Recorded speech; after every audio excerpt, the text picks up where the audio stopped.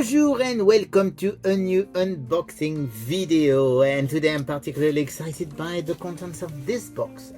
It says Bandai and here it says USS Enterprise, so you know it's a Star Trek item, and you know I collect Star Trek. I mean, I love my Mego toys, and I've got a special fondness for the Playmates Star Trek toys from the 1990s. I mean, they were so much fun, and that's probably the most extensive Star Trek line ever to be released. Well, what do you know? Playmates is back, and of course in Europe they are distributed by Bandai, but Playmates is at it again and doing a new Star Trek line, and I've received the first two items. The first one is the aforementioned USS Enterprise, and I do also have a classic phaser, so we're going to open that. There's more stuff coming. I mean, there's some action figures and stuff, but they are not, I haven't got them yet, but we're going to check the phaser and the Enterprise. So let's start by the Enterprise because it's the biggest one. So as you can see, it's got this lovely box. It's interesting to know that in the US, the box they get is actually a nostalgia retro box, which looks exactly like boxes of Playmates toys in the 1990s. Whereas in Europe, we are getting a what they call the Star Trek universe packaging, which is the basic packaging for it. And I have to admit, even though I love the retro packaging, I do like this. So at the front we do have, of course, an image of the USS Enterprise, and you've got this tiny button, but we're going to resist the urge until we've opened it. I couldn't help but noticing that there is a bloody misspelling in French on the front of the box and on the side as well. I mean, spatial takes a T and not a C. I don't know who did that translation, but that's very, very, very bad. I'm sure it's not the only problem with the translations on those. It's probably been done by a machine or something. Anyway, that's not why we're here. You want to know what's in the box. In the back of the box you do have, of course, the different functions. So you do have light and battle SFX. You can press the activation button. There is engine nacelles light up, and there is well, plenty of things that light up. You do have also what they call a Q code, which I'm sure you can probably check. And now we're going to see what the box contains, and I'm pretty sure that people are wondering if it is the same toy as the one that was released in the 1990s. I'm pretty sure it's very similar. It's probably been either updated or downgraded, because I mean, lots of toys from the 90s were actually more complete than what we have now, because, well, they were costing a little bit less than what toys cost now. So we do have this big tray, and we do have the instructions. So we're going to get rid of this, and so here you go. You do have the big tray with the Enterprise. So it's actually quite small compared to what you could think. You do have the ship, and you've got the stand, and we do have, of course, the instructions in case you don't know how to do everything with that. So we're going to get the pieces out of the box, and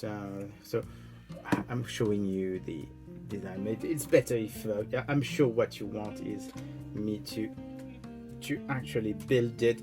As you can see, it's fairly easy to build. I mean, 10 seconds and it's done, so which is always a bonus. And then we do have the stand. How does that work? Yes, the stand works like this. Yes, so basically this is the stand, which is, of course, with the shape of the infamous Delta shield, and you do have the command symbol, the Starfleet command symbol here. It seems to be slightly articulated, or am I wrong to think that it is articulated?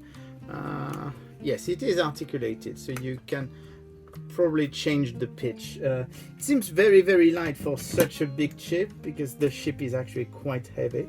So here you go. Here is the USS Enterprise. It looks very, very cool. Some people are complaining about the big buttons here, but I don't mind really. So here is the front, here is the side. You do have a lot of screw holes, but it's fine. I mean, it's very much the kind of thing you would find in older toys. It looks slightly different. I don't think that it actually uses the old USS Enterprise mold from the 1990s. It's very similar, but I think it's actually very, very nice. I really like it. And now we're going to try and discover this. So basically you do have the lights. There is one light that's not working. So let's see. It could be just the. I see. You do have lights here. You do have lights here. Here you go. I'm thinking that as usual, those. Maybe I didn't connect the thing. So let's try and find this again. So let's see what happens. It lit up when I started, but it probably works with the sound. So that's one of the sounds. Now it's both are lit up. It was me who didn't. So this is lighting up. You do have this that is lighting, and the bottom bit as well. So that's actually very cool. So that's one of the sound. Let's see another sound. Classic Enterprise sound. Red alert. Another classic sound.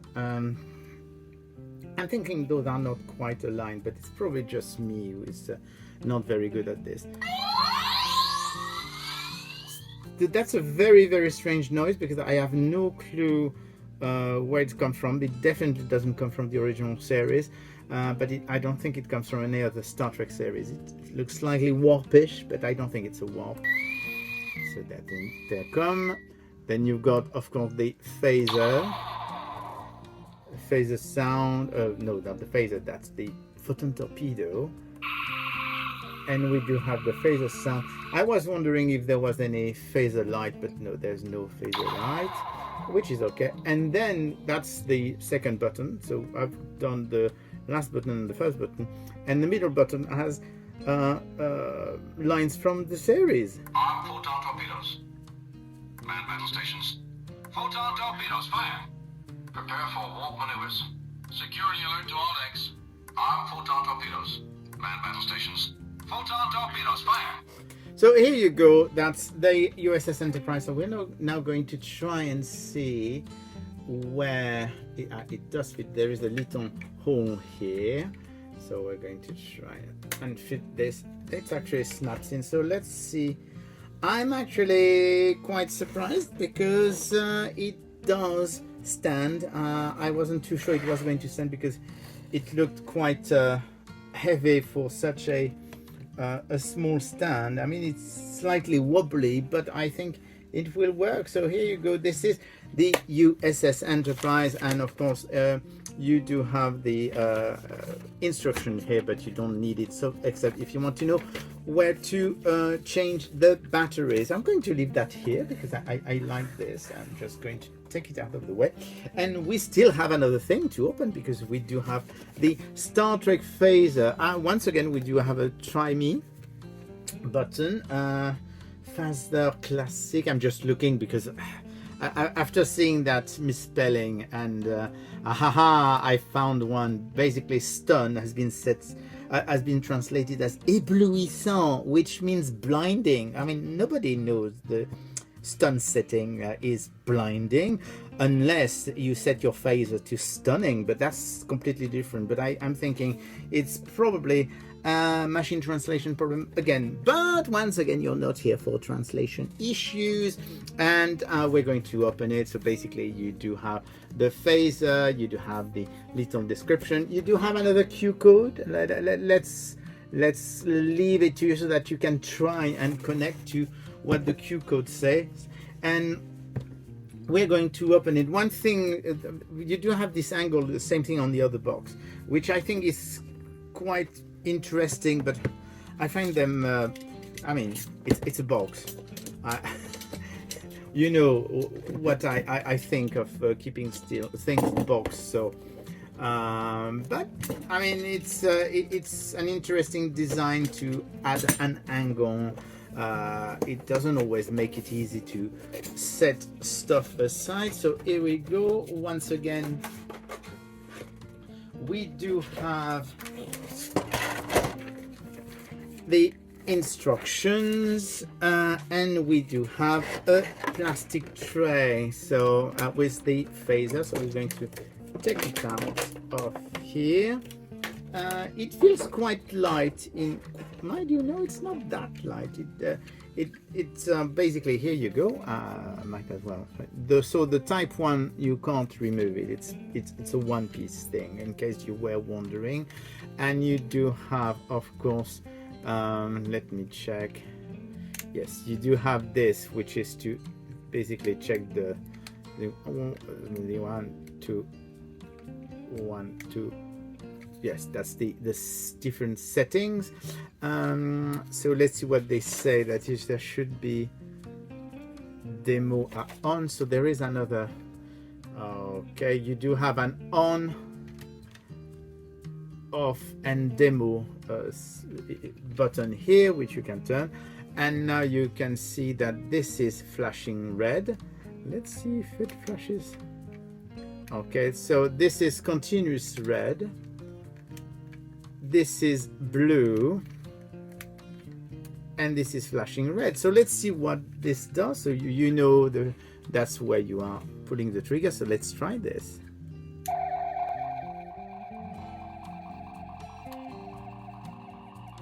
I think this is the overload sound, if I remember well. So this is flashing. Yeah, that was the overload. So I'm probably dead now. And then you do have the blue setting, which is stun,